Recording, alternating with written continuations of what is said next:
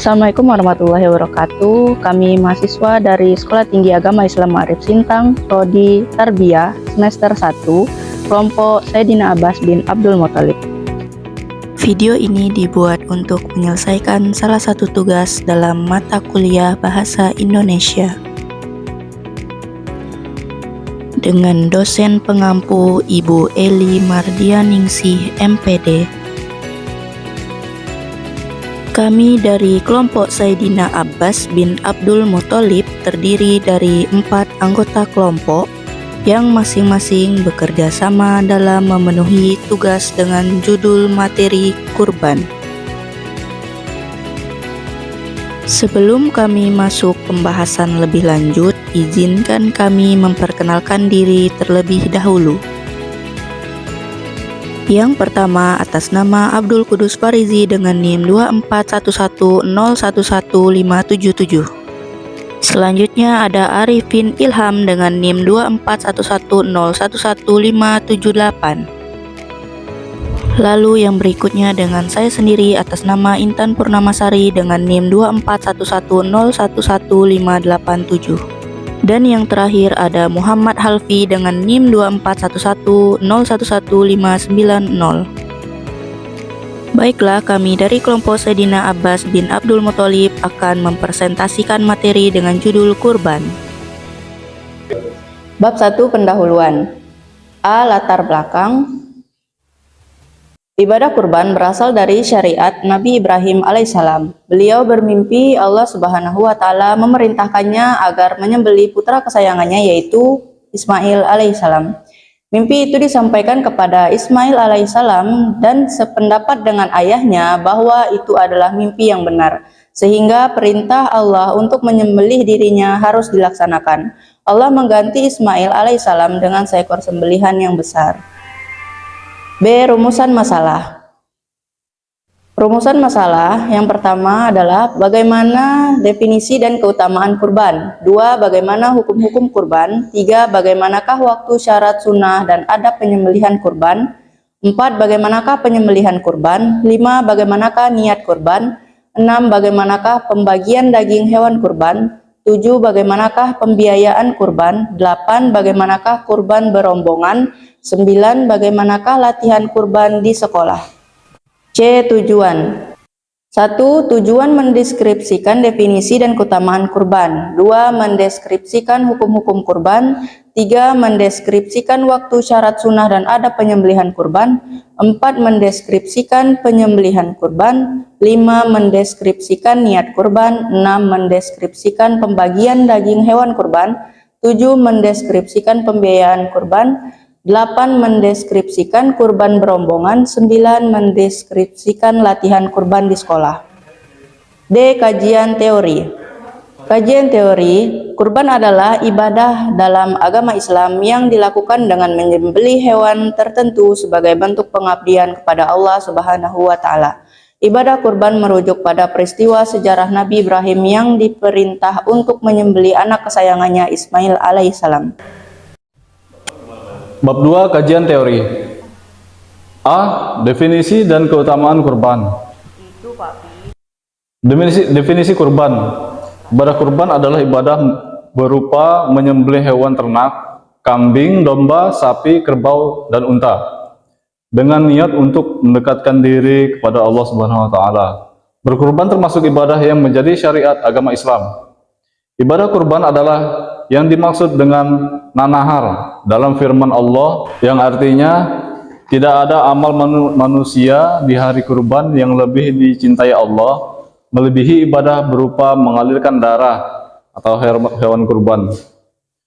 Dan sesungguhnya hewan kurban nanti di hari kiamat akan datang dengan tanduk-tanduknya dan telapak-telapak kakinya, lalu semuanya ditempatkan di timbangan kebaikannya.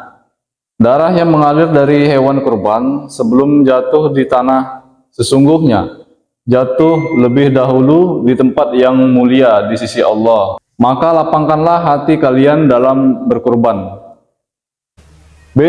Hukum kurban.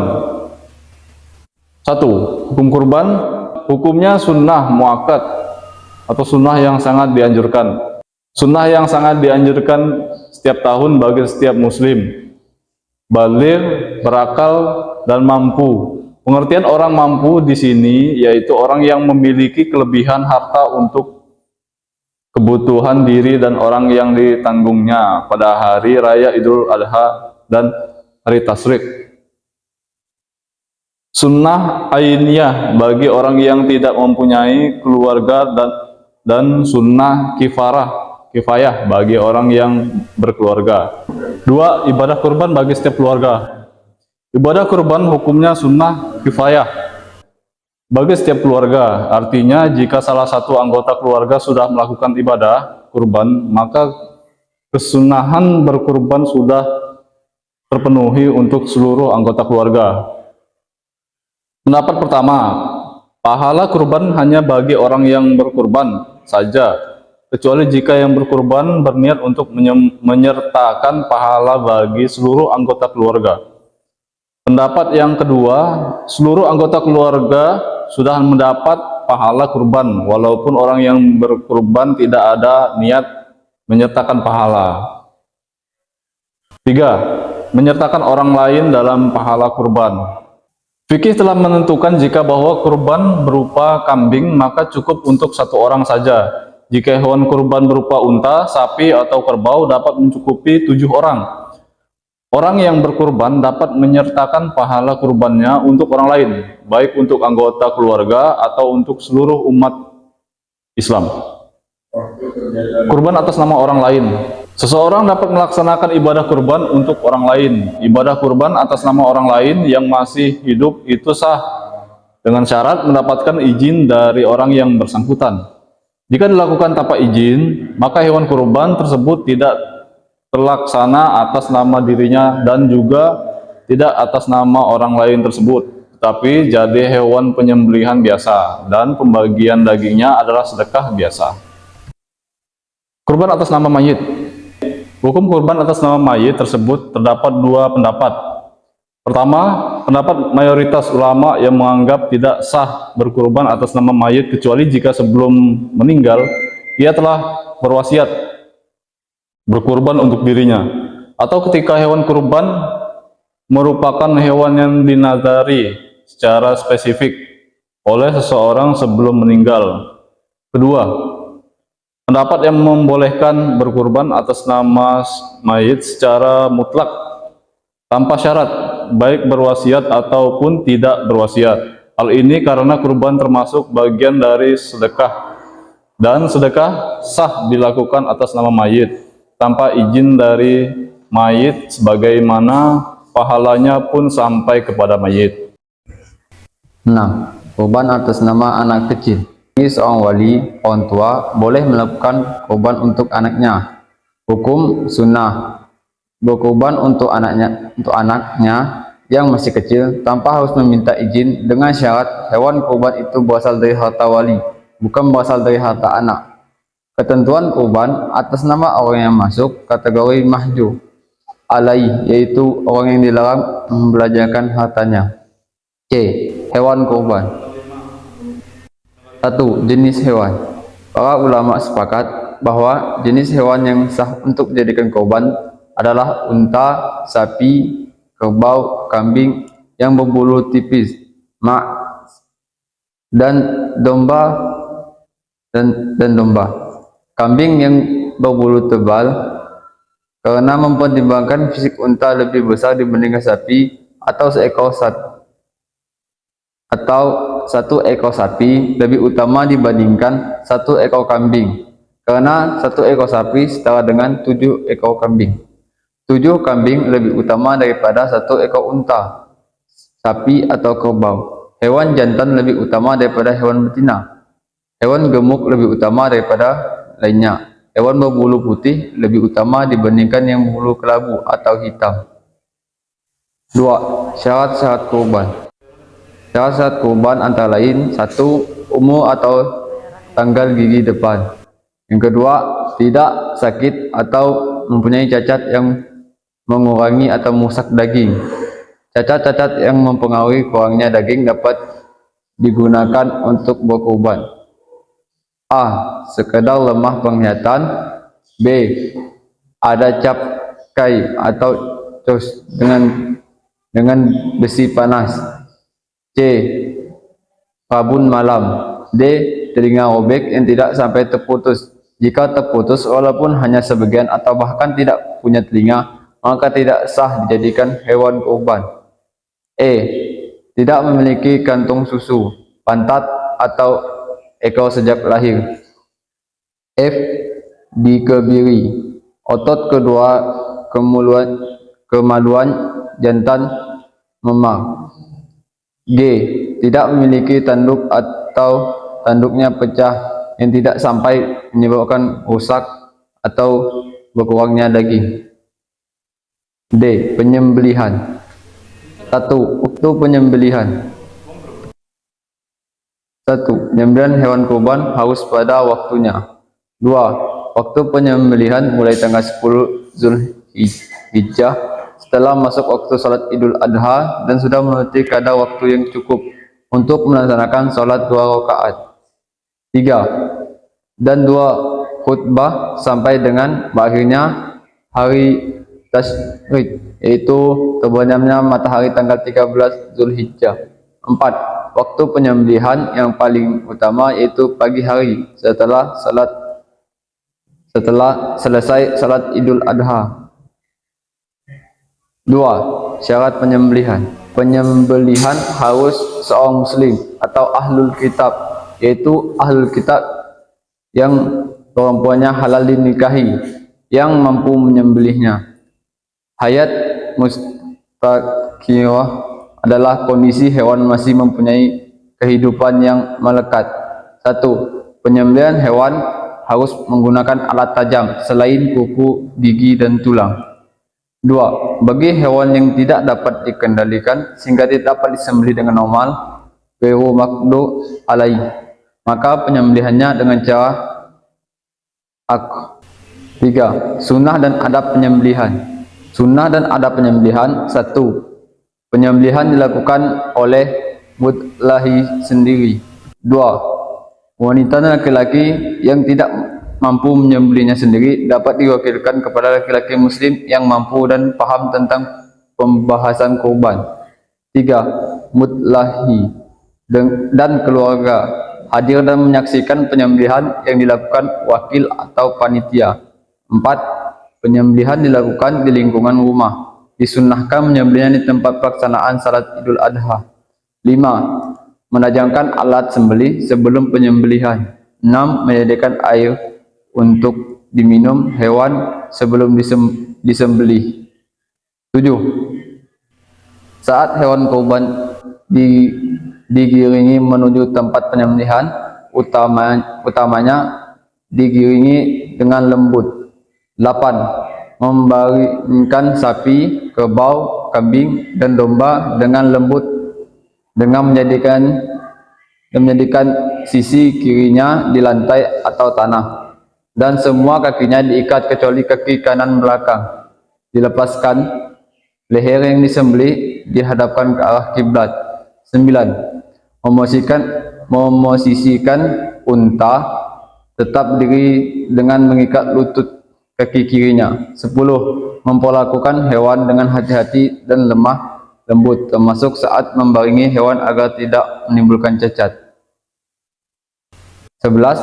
Menyembelih unta dengan cara yaitu menusuk bagian leher yang dekat dengan dada, lalu menggerakkan pisau ke arah bawah untuk memotong hulkum dan mari sehingga terputus bagian bawah leher. 12.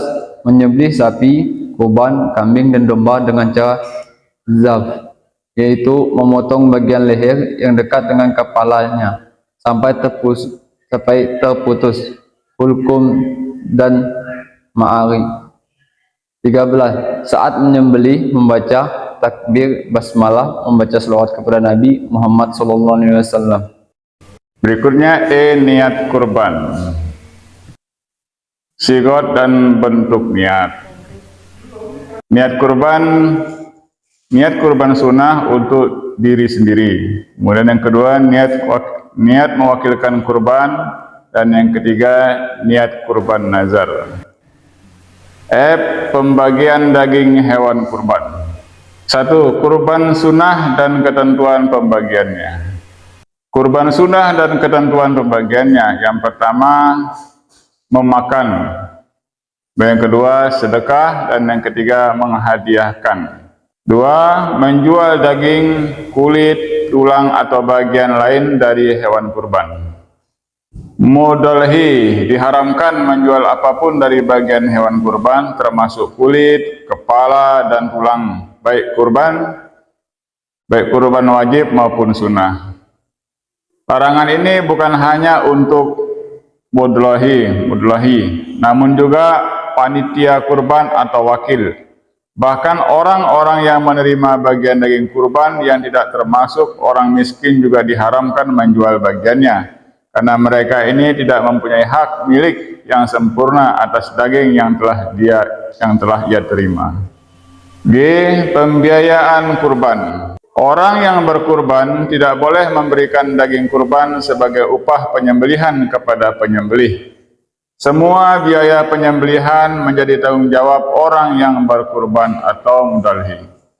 Hal ini ditegaskan dalam hadis yang diriwayatkan oleh Sayyidina Ali bin Abi Thalib radhiyallahu anhu, yang artinya Rasulullah SAW memerintahkan diriku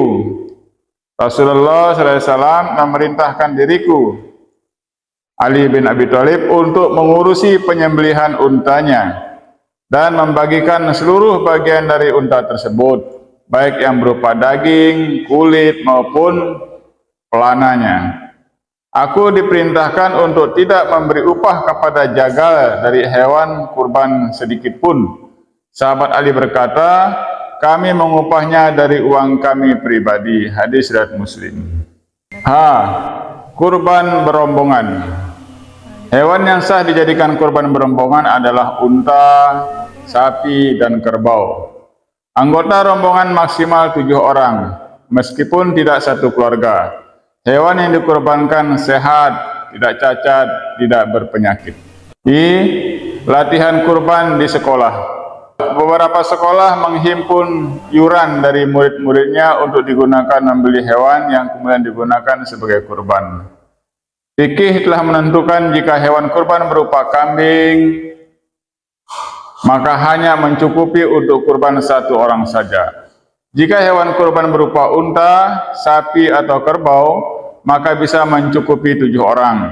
Merujuk ketentuan ini, maka apabila penyembelihan hewan kurban dilaksanakan semua murid, maka hukum kurbannya tidak sah bagi siapapun, namun hanya bisa menjadi sedekah biasa. Apabila disepakati untuk memberikan hewan kurban tersebut kepada beberapa orang murid sesuai dengan kadar kecukupan hewan yang ada, maka hukum kurbannya sah bagi para murid yang telah ditentukan dan disepakati nama-namanya, agar semua murid yang ikut iuran memperoleh pahala kurban. Dapat dilakukan dengan cara orang atau per murid yang mendapatkan hewan kurban di saat berdoa, menyertakan atau isra. Pahala kurban kepada orang lain. Dalam perspektif pendidikan, diperbolehkan menyelenggarakan iuran seperti itu untuk membangun kesadaran berkurban sejak dini, sekaligus memberikan pelajaran kepada siswa tentang tata cara berkurban dan pengelolanya dengan benar sesuai dengan fikih. Bab 3, yaitu penutup. Kesimpulan. Ibadah kurban adalah ibadah berupa menyembelih hewan tertentu, kambing, domba, sapi, kerbau, dan unta, dengan niat untuk mendekatkan diri atau taqarruban kepada Allah. Ibadah kurban hukumnya sunnah muakkadah atau sunnah yang sangat dianjurkan setiap tahun bagi setiap muslim, balik, berakal, dan mampu. Para ulama sepakat bahwa jenis hewan yang sah untuk dijadikan kurban adalah unta, sapi, kerbau, kambing yang berbulu tipis, dan domba atau kambing yang berbulu tebal atau tan. B. Saran. Orang yang berkurban harus mampu menyediakan hewan sembelihan dengan cara halal tanpa berhutang. Kurban hendaknya binatang ternak seperti unta, sapi, kambing, atau biri-biri. Binatang yang akan disembelih tidak memiliki cacat, tidak buta, tidak pincang, tidak sakit, dan kuping serta ekor harus utuh. Terima kasih. Sekian presentasi dari kelompok kami, Sayyidina Abbas bin Abdul Muttalib. Yang benar hanya dari Allah Subhanahu wa taala, kemudian yang salah dari kelemahan kami sendiri. Kami juga sudah berusaha maksimal dengan presentasi ini, mudah-mudahan memberikan manfaat kepada kita semua. Kita sempurnakan dengan wassalamualaikum warahmatullahi wabarakatuh.